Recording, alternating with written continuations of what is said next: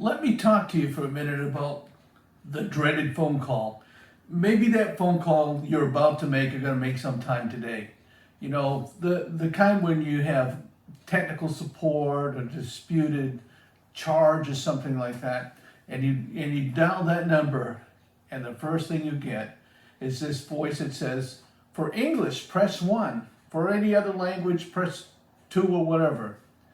And then you get that far and it says, "Now, to better assist you, we need to know the purpose of your call, so if you can briefly state the purpose of your call." And so you do.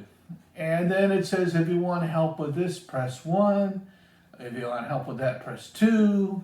If it's something else, press 3. And there might be 6 or 7 options that you have to listen to. And by the time you get done with the last one, you've forgotten the previous ones and realize that it really was the previous one that you had to push, but you couldn't remember, and so you tried to press to get back to the original menu, or you have to start all over again. And it's so frustrating to do that, and I'm sure I'm not the only one that goes through that.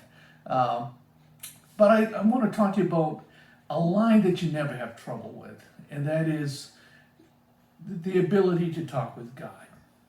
The Bible tells us that there's only one mediator between God and man, and that's Jesus Christ. And that avenue by which we come to God is prayer. And the beautiful thing about prayer is that we can talk with God anytime, day or night, no matter what our situation is.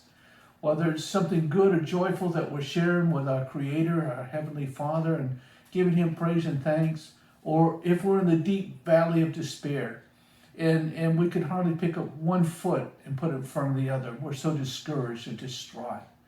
That God always has time for us, and we're always at the right department, and we're always at the one that can bring the results, before the one that can bring the results that we need to help us in our time of need. Don't take prayer lightly.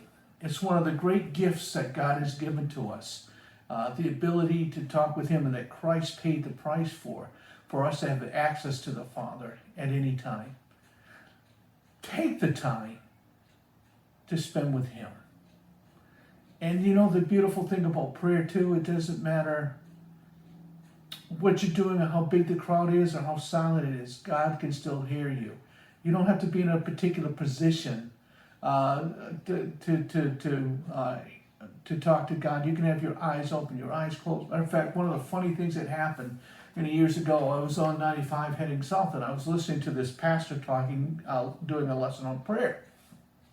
And he says, now you can pray anytime, anywhere, and it doesn't matter what position you're in order to pray. And he does this beautiful teaching on prayer.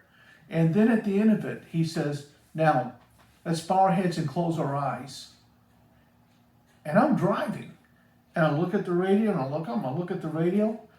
And there's kind of a humorous thing that all this teaching about coming to God at any time, and then tells us to bow our heads and close our eyes, and I'm driving the car.